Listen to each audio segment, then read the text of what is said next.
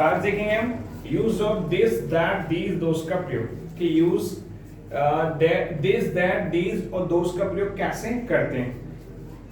जैसे दीज मतलब होता है यहाँ, क्या होता है यहाँ, पास के लिए। जब पास में एक वस्तु होगी ना, एक सिंगुलर वस्तु, तो उसके लिए यूज करेंगे हम दिस का। जैसे हम बोलते हैं ना दिस इज अ चेयर, यहाँ एक कुर्सी है, दिस इज अ चेयर, यहाँ एक कुर्सी है। और यही कुर्सी अगर दूर होगी, यही कुर्सी क्या होगी, दूर होगी। जैसे हमने बोला वहां एक कुर्सी है, तो वहां के लिए वो यूज करेंगे दैट, और दैट मतलब होता है वहां। तो वहां एक कुर्सी है, वहां मतलब पास के लिए दिस का प्रयोग करते हैं एक के लिए, और वहीं एक दूर होगा तो उसके लिए क्या करेंगे, दैट का प्रयोग करेंगे। तो दिस इज अ चेयर, यहाँ एक कुर्सी है, दैट इज अ चेयर, वहां एक कुर्सी है। अगर एक पास में एक से ज्यादा कुर्सी होगी तो अगर पास में मान लो एक से ज्यादा कुर्सी है तो हम बोलेंगे दीज। दीज मतलब ये कुर्सियां हैं, क्या बोलेंगे, ये कुर्सियां हैं। तो अगर हमने बोला ये कुर्सियां हैं तो एक से ज्यादा है, प्लूरल है, तो क्या बोलेंगे, दीज आर चेयर्स। क्या बोलेंगे, दीज आर चेयर्स। और ये कुर्सियां अगर वहां हैं तो क्या बोलेंगे, वे कुर्सियां हैं। एक से ज्यादा है तो वे कुर्सियां हैं, तो वे के लिए क्या यूज करेंगे, दोज आर चेयर्स। मतलब पास का अगर सिंगुलर शब्द होगा तो दिस का प्रयोग करेंगे। देखो सिंगुलर लिखा हुआ है दिस, तो पास का सिंगुलर है वो वैसे।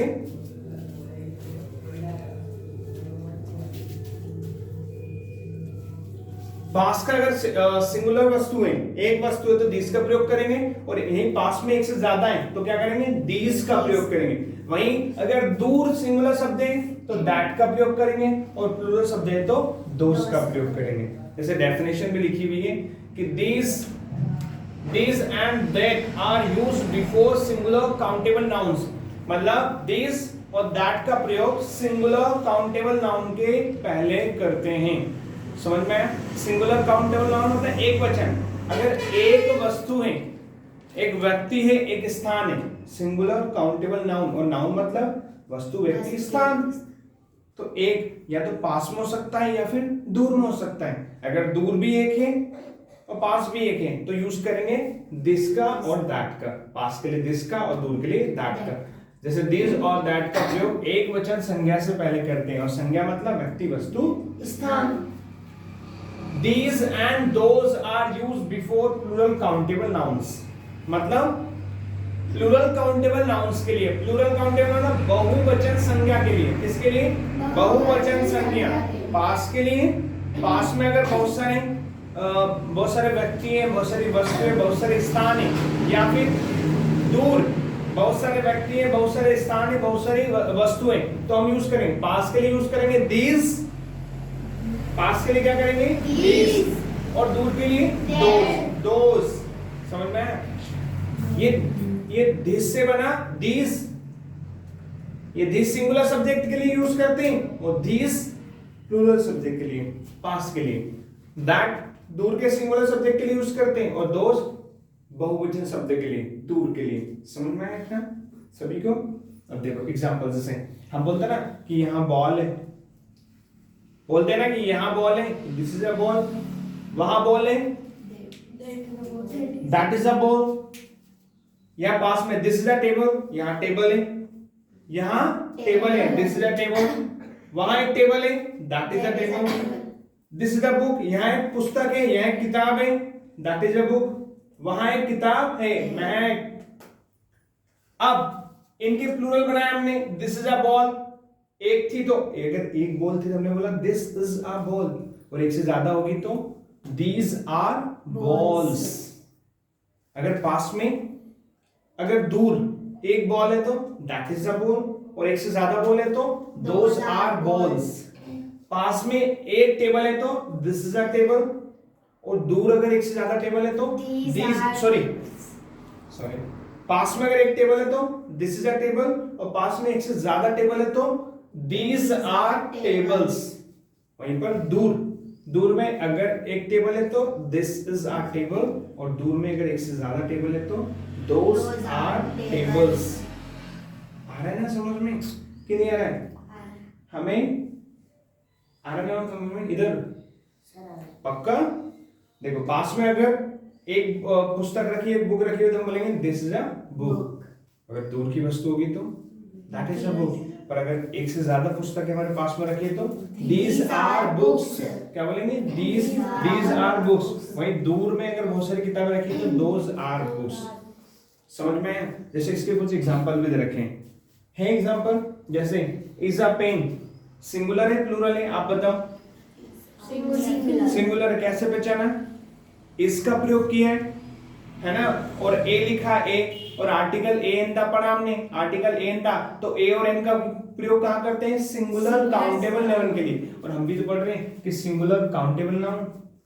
तो यहाँ पे is a an is a pen, तो दिस और दिस में क्या आएगा? दिस आएगा। क्यों नहीं आएगा? दिस क्यों नहीं आएगा? क्योंकि दिस का प्रयोग करते हैं प्लूरल सब्जेक्ट के लिए। दूसरा, इज एन ऑरेंज, क्या आएगा? सिंगुलर है कि प्लूरल सेंटेंस है? सिंगुलर।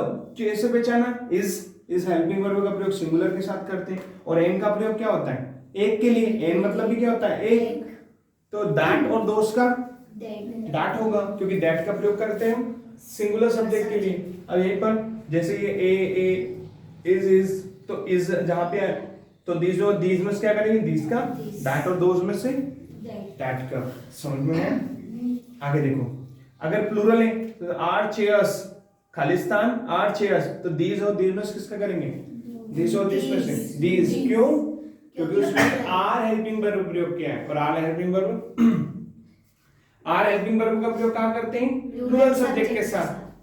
आगे, दैट और दोज, आर किड्स, तो दैट और दोज में से क्या आएगा? दोज। क्यों?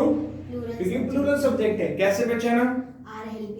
आर हेल्पिंग वर्ब से भी, और साथ में कैट के बाद क्या लगा है? एस। और जब एस लगता है, हमने भी पढ़ा इससे पहले सिंगुलर से प्लूरल बनाना, कि अगर कुछ नाउन सीधे क्या लगा देते हैं? एस लगा देते हैं, तो वो क्या बन जाती है? Plural subject.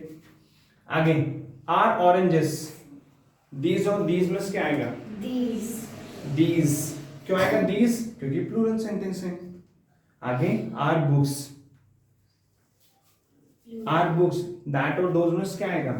दोज। क्यों? क्योंकि प्लूरल सब्जेक्ट भी कह सकते हैं, नाउन भी है। ठीक है ना? और देखो कुछ सेंटेंस क्या लिखे हैं, जैसे बोलते हैं ना कि this student is my brother, this student is my brother, यह विद्यार्थी मेरा क्या है? भाई है। आगे, that boy is my younger brother, यह लड़का क्या है? मेरा छोटा भाई है। छोटा, यंगर मतलब छोटा। दिस स्टूडेंट, यहाँ विद्यार्थी, इज मतलब है माय ब्रदर, मेरा भाई। यहाँ स्टूडेंट क्या है? मेरा भाई है। That boy is my younger brother, that boy मतलब वहां लड़का क्या है? मेरा छोटा भाई है। समझ में आया? दिस का प्रयोग एक के लिए कर रहे हैं, दैट का प्रयोग भी एक के लिए, लेकिन दिस का पास के लिए और दैट का दूर के लिए।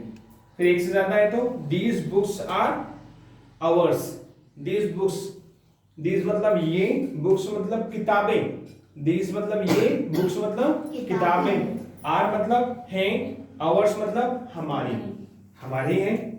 दिस बुक्स आर आवर्स, ये किताबें क्या है? हमारी है। That cat is mine, that cat मतलब वहां, कैट मतलब बिल्ली, वहां बिल्ली, इज मतलब है, माइन मतलब मेरी, वहां बिल्ली क्या है? मेरी। इस समझ में है? ऑलमोस्ट आ गया होगा।